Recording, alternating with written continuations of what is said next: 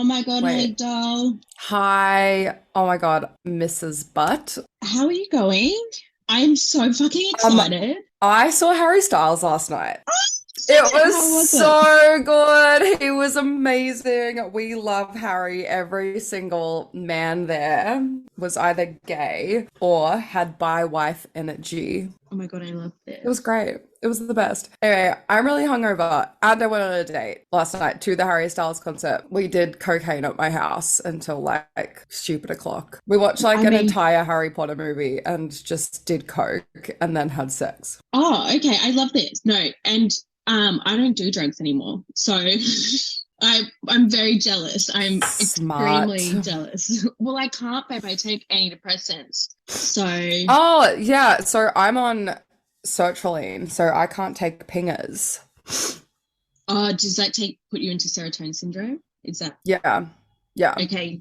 I just avoid everything because otherwise it just puts me into fight or flight with my Yeah. PTSD, and then I just can't. And I'm like, my nose is like fucked today. Oh my gosh, Doesn't matter.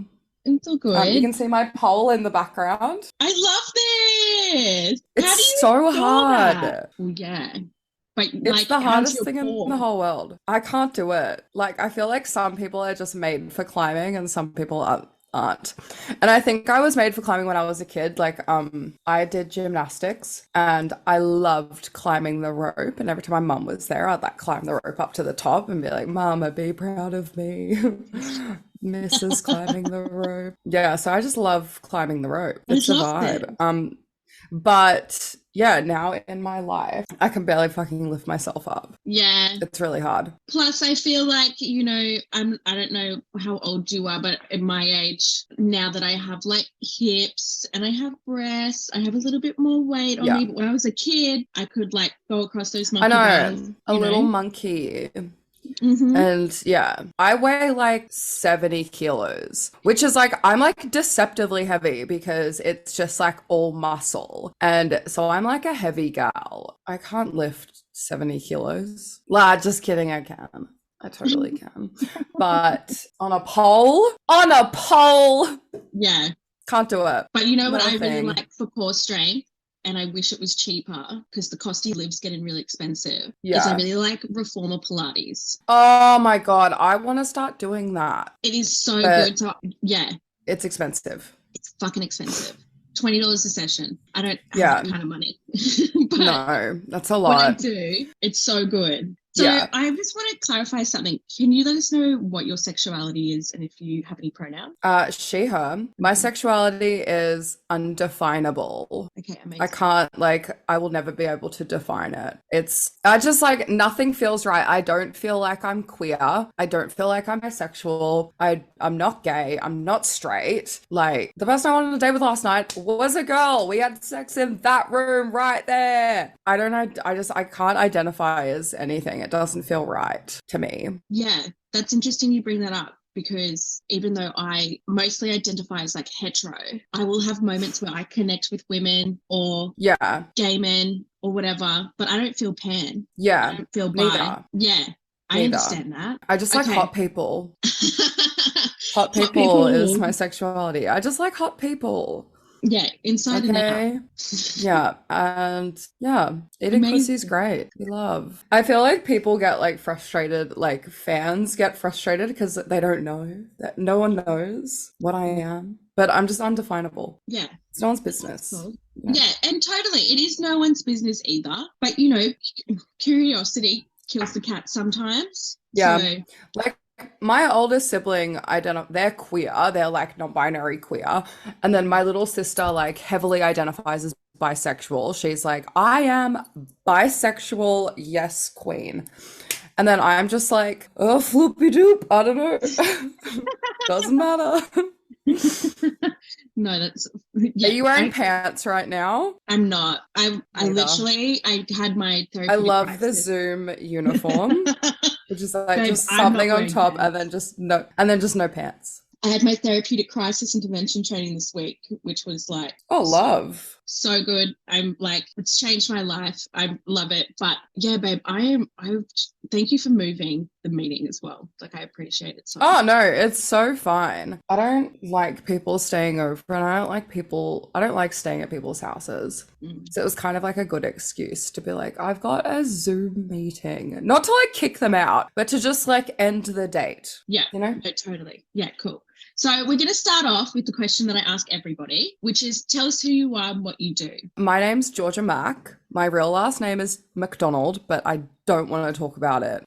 I am like a cross between a musician and a nurse. I work at the hospital. I'm on the wards. I'm, taking care of your grandpa. And then I also play music, and I played in a band called Camp Cope for 8 years. And we have just decided to call it a day to end it, because we're just like, we don't want to do it anymore.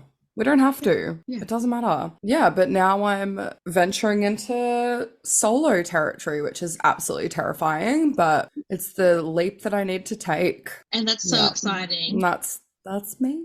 It's so exciting. Yeah, and this is like an amazing new journey for you. And I want to, before we talk about what you're getting into, I want to talk about how you got into music, because I think that's really interesting, because you have this like parallel kind of like, by day you're a nurse, by night you're like writing music and singing, and you've got this really beautiful creative outlet. Yeah. So how did you get like Hannah Montana? Yeah. Except like some people at work like know who I am, and like, I've had people come up to me and be like, are you the musician? Oh my God, blah, blah, blah. And I'm like, oh, that's me. Yes. I get really excited. It makes me so happy. I love being respected by nurses, because I love nurses. We are amazing. Mm-hmm. So I got into music because it's what I was put on this earth to do. I just know it. I've just always loved music. Music is how I connect to other people. It's how I connect with myself. It's how it's always been. I just love music. I love how it can make me feel. Like, I love how it can change me. Like, I love music. And so I always just sang. Even if I didn't have a good voice, I would have just always sang.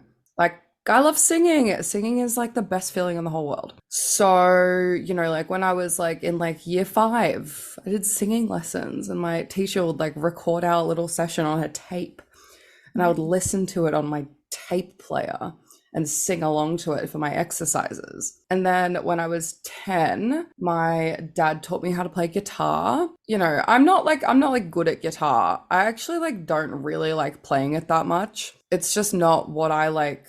I don't know. It's not something that I ever found that I was like really good at. Yeah.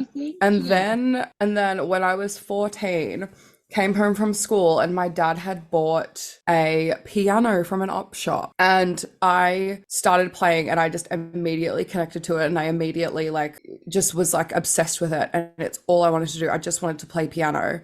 Started like teaching myself how to like read sheet music, which was so hard and so annoying, and it takes me a long time, and I can't read it now. It would maybe take me like an hour to figure out like one bar, but I could do it. Like, I don't know how to read like the notes and stuff. I just kind of go by like vibe and feel. Which is incredible, by the way. Like, oh, thank you. No, because you'd be able to do it too. Like, you can, anyone can do it. Piano's just like, it's kind of like, it's not easy, but it's just all there in front of you, which like makes it a bit easier. Whereas like guitar's like lots of shapes, and it's in a certain key, but like, piano's just like a blank slate. You can just, it's really cool, and it's all just like shapes, and you can like remember the shapes. So I always connected to piano, but I never felt cool playing it. So I remember like one of like my first ever like solo gigs when I was like 18, I like played a piano. But I just felt so uncool, and I felt so much cooler playing guitar because I was standing up, and it's like littler and like less like vulnerable. Whereas like playing piano feels very vulnerable to me, and it still doesn't feel like cool. So I started playing guitar, and I started like playing solo shows and like writing my own songs, and yeah, then after like a year or 2 years of doing that, then I met Tomo, who's the drummer of Camp Cope, because she's just like one of those like people who's just always everywhere, always around, knows everyone, like everyone loves her. She's the best. So I met her, we became friends. And she mentioned that she played drums, but she hated playing drums. And I was like, well, how about this? We had like one jamming session just like in her living room, and it was like, holy fuck, this works. This is perfect. And then I met Kelly at a friend's house, and she mentioned that she played the bass, and I was like, the stars have aligned. And then Kelly, like I asked her to jam with us through like a mutual friend. We just jammed, and then Camp Cope was just, it happened by fate. It just happened. Yeah, the rest is history. Yeah, amazing. And that's my origin story. That's my villain origin story. See, I don't think you're a villain, just FYI. I think it's no, I'm not a villain. Story. It's your hero story. It's a hero story. I think to like really bad people, well, not like no one's like a good person or a bad person, but last night at the Harry Styles concert, in like me and my friend who I was with, we like went into like the men's toilets because like the line for the women's toilets was so busy, and there was like security in the men's toilets. And like the security guard was like, respect men. And we were like, gender's a spectrum, bitch. You don't know where I sit on it. Like, yeah. Fuck you. You're at a Harry Styles concert. Like, everyone here is like little and gay. And come on. Anyway, we're in the toilets. And on the bathroom stall, there was like Brittany Higgins and Grace Tamer liars. You know, they just got a big payout. I think to people like that, to whoever would have written that, I'm a villain. I know, it's so bad. I'm a bit of a villain. I think to the right books. Yeah. Yeah. In the right people's books, I'm a villain. Mm-hmm. And in the right people's books, I'm not. It's all good. I see you as such a hero. And also, just on that note about Grace Tame, I went and saw her speak at her book launch. And she is such a powerful woman and just such a powerful person. I'm not sure what she identifies as, but we'll just say she's a powerful person. And it was just absolutely life-changing. So if anybody ever gets the opportunity to hear Grace Tame speak, totally take on that opportunity. Or even just research her and listen to her speak, because she's incredible. Such an incredible person. She's so cool. I love her so much. Oh my God. After like not smiling in a photo with Scott Morrison, I was like, yes, bitch. Yeah. She's done it. Yeah. But like, I don't know, her like with like whoever like wrote that in the bathroom stall, there's no like reasoning with those people, because like Grace Tame's like abuser has even like come out and fucking bragged about it and shit like that. And, you know, the person who writing that like wouldn't care about that. They wouldn't listen. Like they just hate women. Let's go back onto some more fun questions. So now that we know that your hero / villain story. Yeah, my origin story. Yes, the origin story. Can you tell us where your journey is taking you now that Camp Cope has announced the split? I'm moving to LA. What? I know. Yes, I'm literally moving on the 20th of March, which is 2 days after Camp Cope's last show. Oh, can I give you a virtual peace, high five? I'm out of here. Virtual high five. Yeah. Seriously. Boom. Virtual high five. God. Love. That is incredible. So what are you going to be doing there? I don't know. I have no idea what I'm going to do, but like I've got like a house. I'm going to like get my LA, you know, like California driver's license. My best friend is coming in May, and I'm so excited, and we're going to be living in the same house together, and we're going to like go to Palm Springs. Like we're going to drive to Vegas one weekend. Like we're going to like drive to Vegas for my birthday. Yeah, I'm just going to have like a really good time, because I've never lived like I'm from Melbourne. Like I'm from Melbourne. My mum's from Melbourne. My grandpa's from Melbourne, and then my great grandpa's from like a tiny island in Greece. But like, you know, I'm like third generation, like Melbourne great. And I've never lived anywhere else. Like when I moved out of home, I moved to the western suburbs and just never left.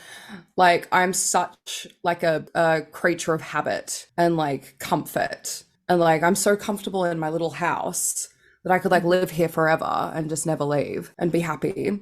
But I'm like, okay, it's time to like jump over the ledge. Like we need to do it. We need to be brave. Let's push those boundaries and So increase that bandwidth. Yeah, that's yeah. incredible.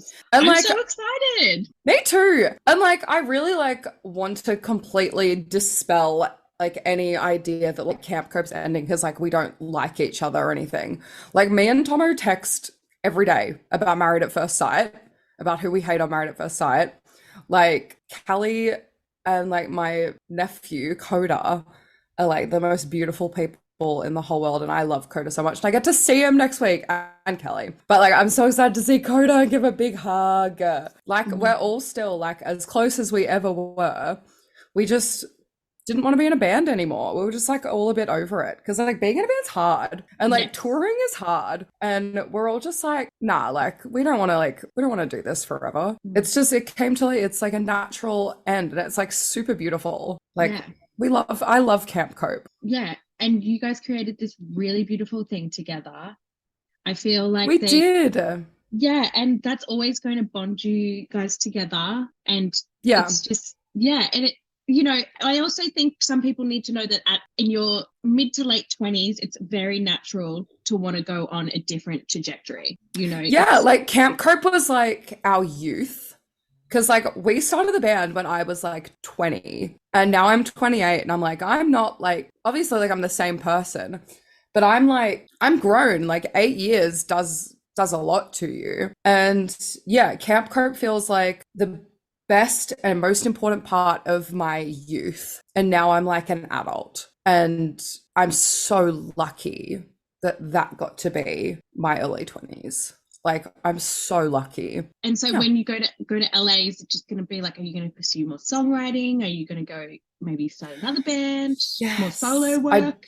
I'm not going to start another band because there will never be another band for me. Like Camp Cope was like the one, but I'm going to continue to make music, and I don't know in what capacity yet, but I'm really looking forward to it. I'm looking forward to the future. Yeah, like we're starting the next chapter, you know. This is incredible. And it's very exciting. Yeah, it is so exciting. But yeah, I've got a lot of songs that I want to do something with, so we'll see what happens. This is so exciting. I know.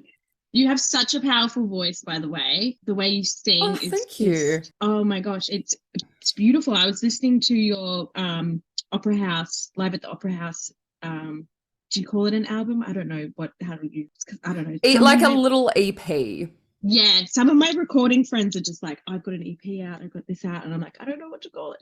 But I was listening to it and I was EPs are the little ones. Albums are the big ones. Okay. And that has like 5 or 6 tracks on it. Yeah. So I was listening to it and I was just like, wow, G has this voice that is just, and it was just a piano in the background and it was just so gorgeous. I was like, honestly, it gives me chills.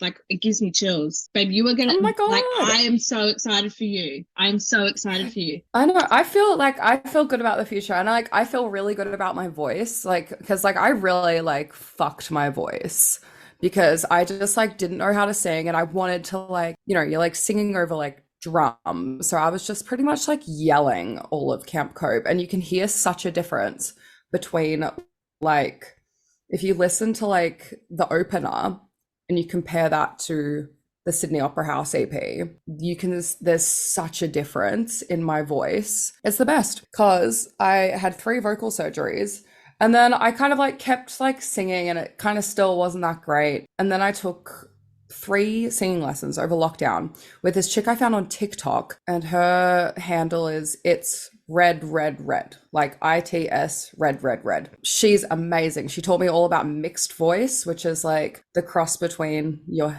chest voice and your head voice. It's like, imagine what like a bratty American child sounds like, being like, no, like that's mixed voice.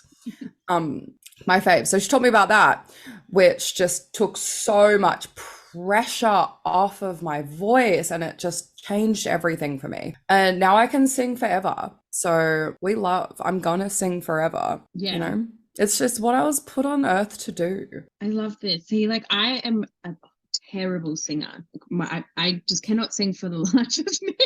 But I do sing in the shower, I sing in the car, I sing around my friends at Love, concerts, yeah. whatever. But It just feels so good. it's, yeah, and it's also, it's a way for your body, I feel, to regulate, if that makes sense. Yeah. It feels like a release for me. Yeah. And yeah, I don't know where I was going to go with that point, but anyway, we're going to push into some more questions. Singing just feels good. So I'm going to ask you about, and I want to bring this up first, is that we're not going to be discussing like any of your trauma because it has nothing to do with anybody else. And if you're comfortable sharing it, you can. If you don't, you don't have to. I'm of the belief that you should just say whatever you feel, but we're not going to be asking you about your trauma or anything like that because I just don't think that's appropriate. What is like your healing journey been like?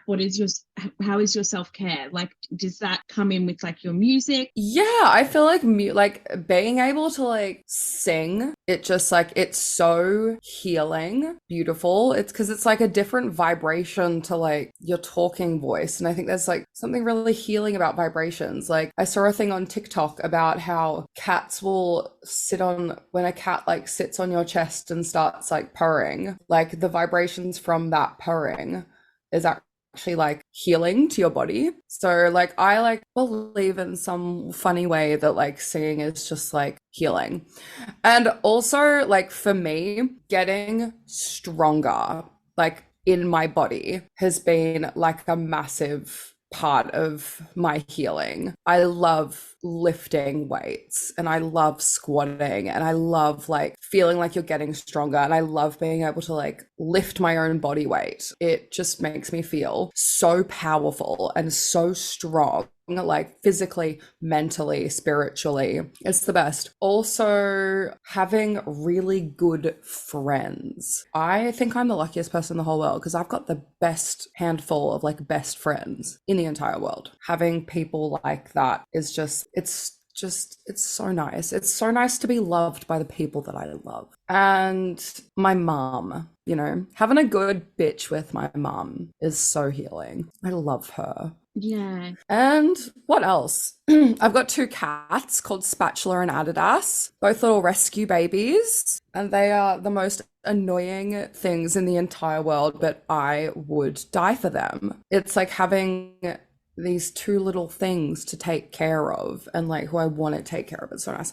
And also I think nursing is like a big part of like my healing journey because you're literally taking care of people. It feels really good to help somebody. Like there's no better feeling in the world than when you help another person. So I fucking love my job. I love that that's what I get to go to work and do every day because it's work. It feels like work. It feels like really good work. And I just love it. Like some like things like that I've experienced at the hospital like make me like super emotional. Like one of my patients in my history of nursing, like this will like always stick with me. He reminded me a lot of my grandpa, which I just like, I loved, like gorgeous old like Greek papu, like love. He asked me for help. He was like, can I please have some help? And that made me so emotional because I was like, how strong and brave to be like an older man asking like a young woman for help. Like I feel like I said it in a really dumb way just then,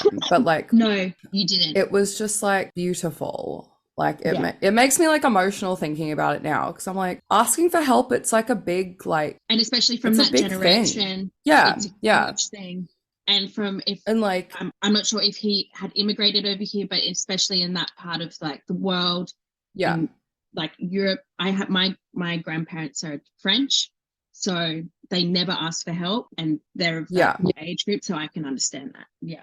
And it made me feel like proud of myself that someone felt comfortable enough to ask me for help. Yeah, it's just like one of the like the weird little things that I'll just never forget that feels like it makes me feel emotional because it's like it helps me. Like it's healing for me, which is beautiful. We love. We love this. And we love. I would also like to add on to that point that, like, you know, I can relate to that as, you know, I'm working in the child safety, child protection area, but I'm doing media and communications. Even through the work that I'm doing, which is really just communicating resources for these young people and that sort of thing, that feels so good. Like sometimes not even working directly with like the clients, because I'm kind of in the background a little bit, or I am in the background. Even that's super changing, like, you know, and it gives kind of also like, and I suffer from PTSD, depression. It gives me a purpose, you know? Yeah. I'm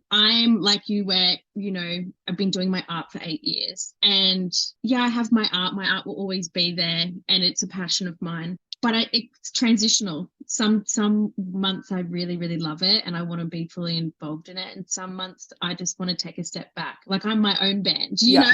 So yeah, like I can totally understand. Yeah, I really relate to that. No, like You know? I really relate to that. I feel like nursing, it's like helping others, and then music's helping myself. And I feel like you need both maybe you don't need it. I don't know. I'm not an expert, but like for me, like I need both for my like progressive upward journey. Yeah, that's your lived experience of it. Totally. Yeah. So I want to know, how do you push back on societal norms? By existing, and that's it.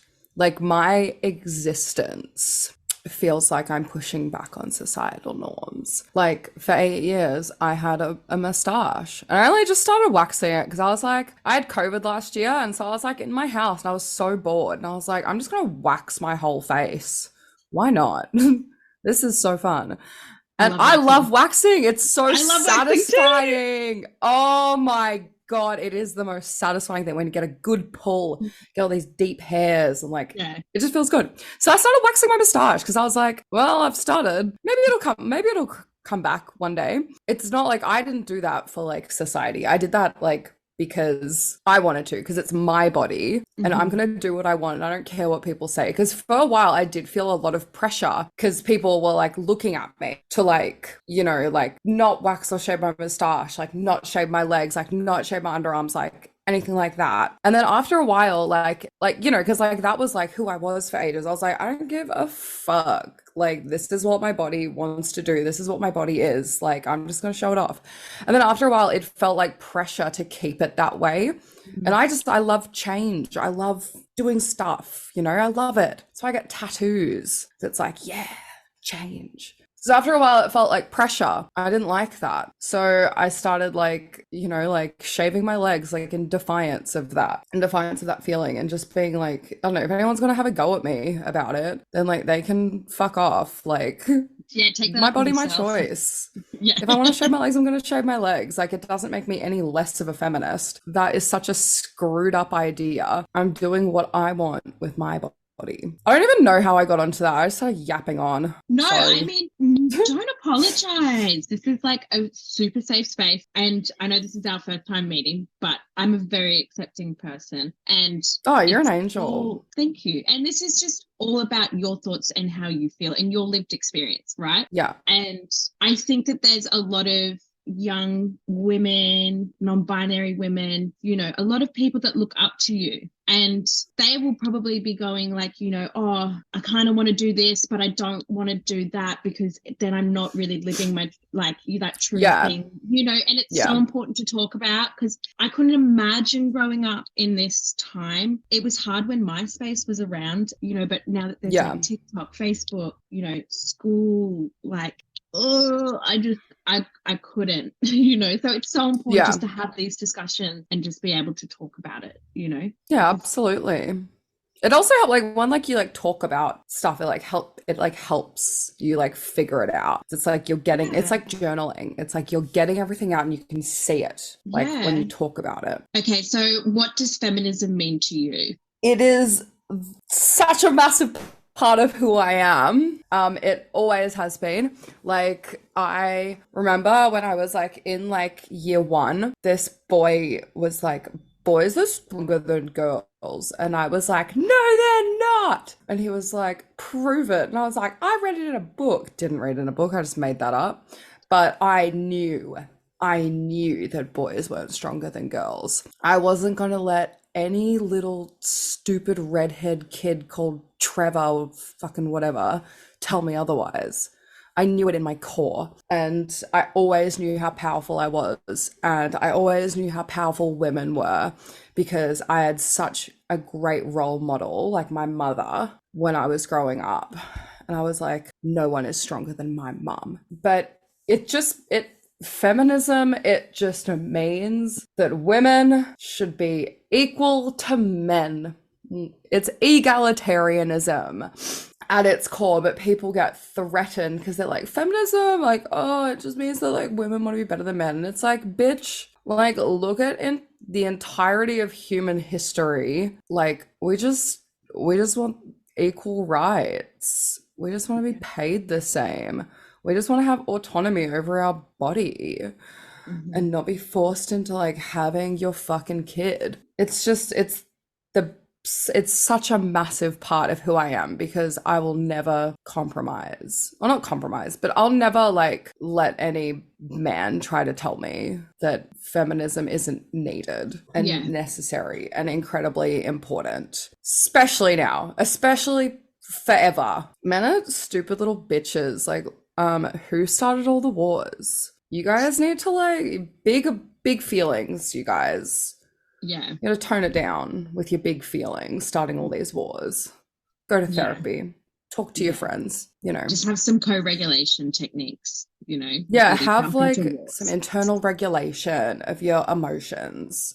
Men are just, they're literally so emotional. They shouldn't have power. But on that point, though, I feel like now that we're getting more into this society where, and I'm a feminist, as you already know, and as we're getting into this new age, like psychiatric psychology era, I feel like men are starting to soften a little bit, but there's still a few, and it's a good majority, who are still this very toxic mask energy. And that reminds me of oh sorry, no, I completely cut you off. No, but it just permeates throughout society. You know, once the seed is planted, the roots are like bamboo roots and they just go everywhere and they get into pipes and shit. You know what I mean? Correct. Yes. I have been watching Maths this season, and there was one woman called Melissa who just wanted a real man's man who just wanted to fuck her every day and like fucking whatever. And like she was like saying that on the couch in front of the judges, experts. Like she was like, he's just not a man. I'm like, blah blah blah. All the boys were like, what does, and like, see, some of the, not all the boys, some of the boys were like, what does being a man, like, what does that even mean? It means like being like, means talking about your feelings and like having emotion, not denying that you have emotions. Because toxic masculinity, even though that term gets thrown around a whole lot by people who don't understand what it is, who want to like make a joke of it. Toxic masculinity started all the world wars, stupid little bitches. I think there is nothing stronger than when a man can like cry and feel their emotions and like ask for help. Like, you know, like I feel like that is like shattering societal norms that are incredibly damaging and lead to like, you know, like male suicide and stuff like that. Like, I love men talking about their feelings and being vulnerable and being open and crying. And like, it's just, it is very important to me. Yeah. While also not like, okay, with like the King Gizzard pulling out of like Blues Fest, right? I was going to ask if you wanted to talk about that. Yes. Yeah, love them. I love that they did that. I love that they said why. I love that they have the privilege of being able to turn down that amount of money, however much money they were going to be paid. And we have to acknowledge that as well, that they are a group of all white men with a lot of money, with a lot of influence, and who make terrific music and are all really good people who I really respect and like. And I feel like I can say that while I can also say, we can flip the coin and be like, let's acknowledge as a society how different people treat like men when they say this stuff to say like women, people of color, queer people, when they've been saying the exact same thing for years. Like we can even look at like the response of like, you can literally like see it, like it's black and white in the response between like Sampa the Great pulling out and King Gizzard and the Jizz Blizzard pulling out. Like they received such an immense amount of support because like, oh my God, like men are doing something finally, like love, like yes. And then women do it and it's like, oh my God, like, yes. And we expected that, you know? So it's not as much of like a wow. And like, we need to like encourage people to keep doing this. Whereas like we do with men.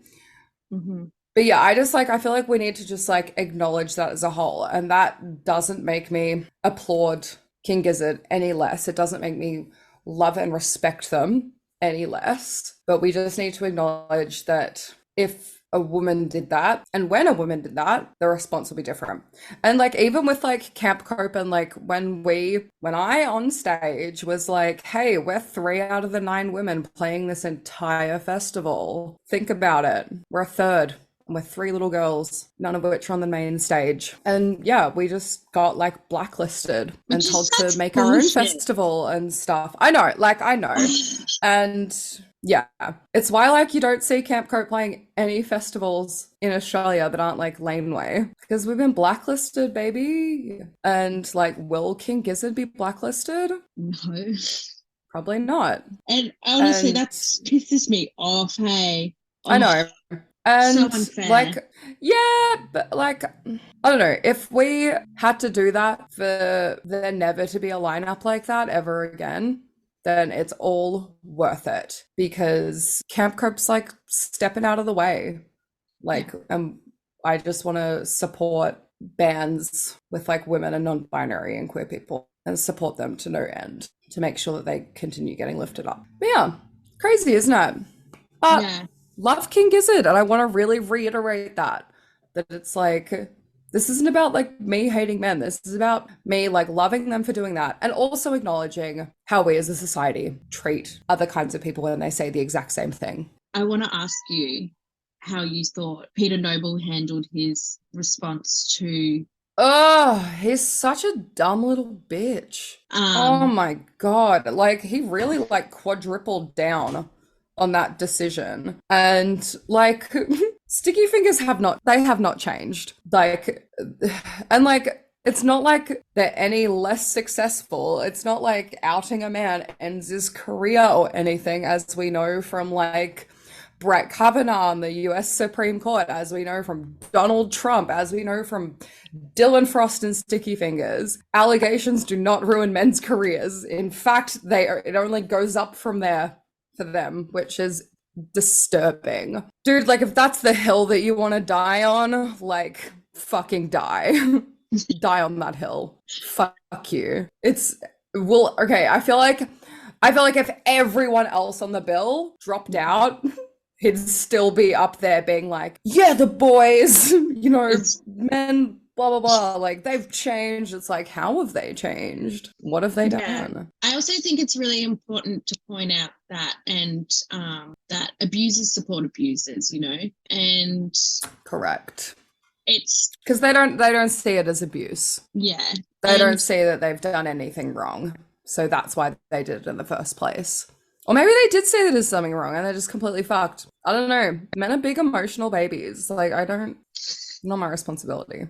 Going back to feminism, did you grow up in a household where your mother was very open about, like, did she instill those kinds of beliefs to you?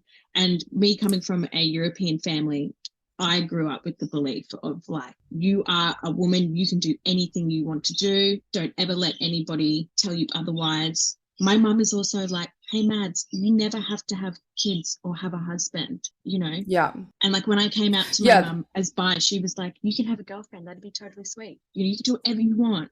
Was that kind of how it came in for you? Like, it wasn't like talked about until I was a teenager. But my mum was always the one who was like getting us up, making sure that we got to school. And then she went to work and she came home at 5:30.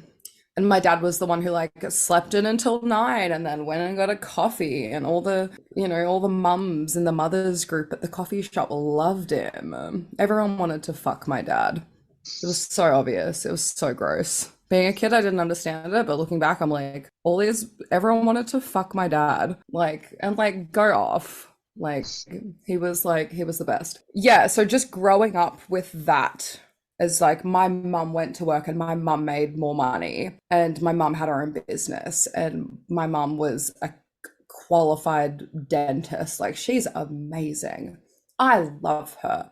And then my dad was the one who was just like, oh, well, I guess I'll just sleep until I don't sleep anymore. And then I go and get a coffee. And then maybe I'll like go and buy a guitar. And then let's like record a folk artist in my studio for a couple of hours. Like, you know, my dad was just like lax as.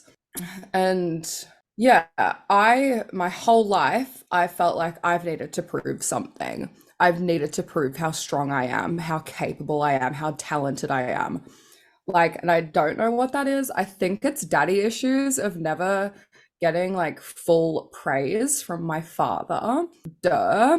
I think it's also yeah, I think it's also just Australian society back then as well. Like yeah. I understand that as well. Yeah, like I've needed to prove myself my entire life. And I don't mind that. You know, it gives me a lot of like drive and I have a lot of ambition. And so I don't know. I think it was just like, you know, like watching my mum be like the powerful one was, that was like the best parenting situation I could have ever asked for. I'm so lucky. Yeah, I've always been a tiny little feminist. That was always me because we as people, we like know when something's right and we know when something's wrong. You see someone kicking a dog, you know that that's wrong. You don't need religion to tell you. You don't need like anything to tell you that that's wrong because you just know that it's wrong. You can feel it because of empathy. Mm-hmm. And I always knew that men getting paid more, men being treated with more respect, men being listened to, men being taken more seriously was wrong. And I feel like we all need to make our tiny changes to the world. And that's always been part of my way that I want to change the world by, yeah, the empowerment of women. And so how can we as people, all gender spectrum, how can we empower ourselves with this kind of attitude, do you believe? Oh my God, I have no idea because it's all like so personal and so individual, like, you know, that like, I just, like Harry Styles said last night, be yourself. On ya, Harry. A revelation. We love our King Harry. By just living your authentic self and doing what you want, as long as it's not at the expense of others or as long as it's not harming others. I don't know. Start lifting weights. It'll change your life. Become strong. It's cool. And wear sunscreen every day. Yes, definitely wear sunscreen. Even if you're in bed all day, as I've done many a time, you still put on sunscreen. Yes.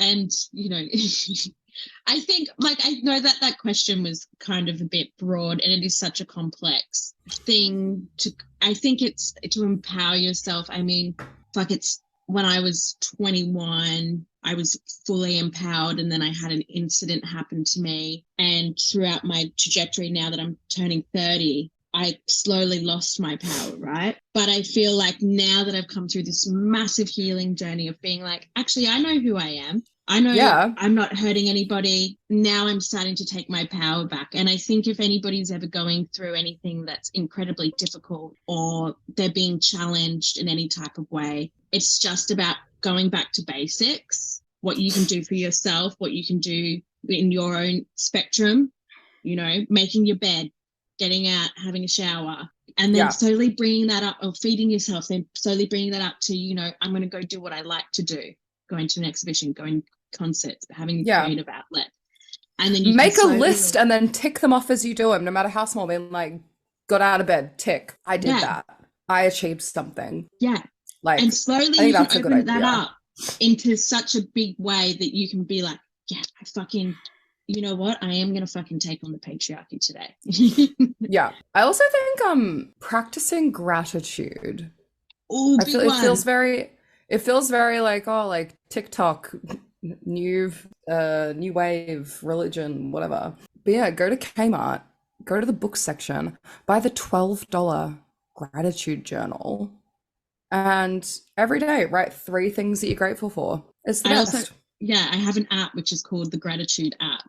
Oh, love. Every single day I write down something that I'm grateful for. But I'm going to say I haven't done it since January 1st, but I've had a lot on my plate. But I do journal about what I'm grateful for. But if you're a phone person, there's an app for that. Yeah. Otherwise, $12, Kmart. Yeah. We love Kmart. Oh my God. Any excuse to go to Kmart and I'm there. What was your Any last excuse to Kmart go to purchase? Kmart. My last Kmart purchase was I bought these little like hair makeup clips, the little clips that you put in your hair when you're doing your makeup, and a magnetic laundry caddy that magnetizes to the side of your washing machine. And you just put a bunch of stuff on it. $25. I need It's to great. get that. Yeah. It's really good. I'll send you a photo because I love it. So I don't have any last questions for you. Well, I do have one last question, and it was just because I was listening to your interview with Clementine Ford, and I wanted to know, this is a bit of a silly question, but how's your knitting going? Are you still knitting? Oh my God, I love knitting, but I haven't knitted in ages. I've been thinking about this because I started working on a jumper for myself, and I'm not sure if I'll have like enough wool to like finish it. And like I got the wool from like an op shop out in like the middle of nowhere. Literally, like me and my friends like went to the snow in the winter.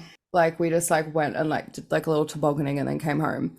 But that town at the bottom of the snowy mountain, that's where I bought this wool. So I was like, I'm gonna make a jumper.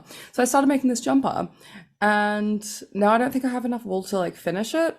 And also I like forgot where I was. Because like I was like doing like the decreases. I was doing decreases on the sleeve to make it like go big to small. So I could probably like figure it out, but it would be annoying. And then I could finish the sleeve. But then I'm like, would I have enough wool to like even finish the jumper? Like, God, I love knitting. It is just such a nice thing to do. Oh, love it. It's badass. It's like I'm literally creating something in front of my eyes, and it's so cool. Yeah, it's amazing. Sorry, I have to go. My friend is here to pick up. I'm selling her aunt a piano. Oh, that's okay, darling. Fucking love you. I've had the best time. Thank you for talking to me. That's okay, doll. We got through all my questions, and I just want to say thank you so much. Anyway, amazing. All right, love you. Have a beautiful day. It's okay. Have a good hangover. Right. Thank you. Bye. Bye. If you liked this episode, you can share, rate on your listening app, or follow me on Instagram. This episode was produced, recorded, and edited in Menjin, Brisbane. 1-800-MAD-BUTT would like to pay respect to elders past, present, and emerging. Thank you.